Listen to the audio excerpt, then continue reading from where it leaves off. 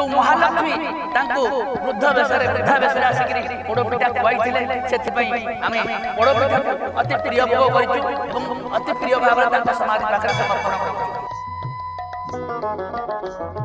महापुरुष संत अरखित दास इच्छा प्रकट करथिले एवं प्रार्थना करथिले कहिथिले हे प्रभु आपणक श्रीअंगरे मु विलीन होबाकू चाहे एवं तो क्षेत्र दिने मो क्षेत्र हो। श्री जगन्नाथ महाप्रभु कहिथिले तथास्तु वश्च।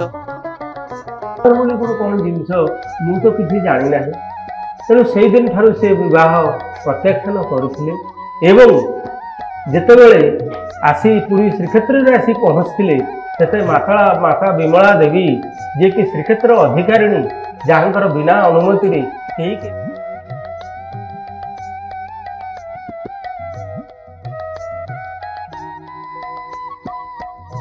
कि बुझाओ तत्व भीतर आस शरीर तत्व मनस्तत्व एवं आज्ञा तत्व ज्ञान तत्व या भीतर आसिले निश्चित बहुत भल।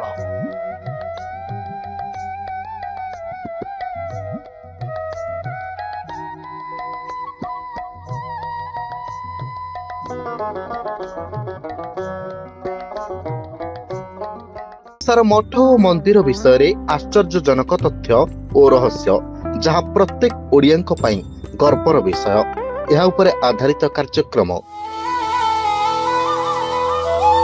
देवदर्शन।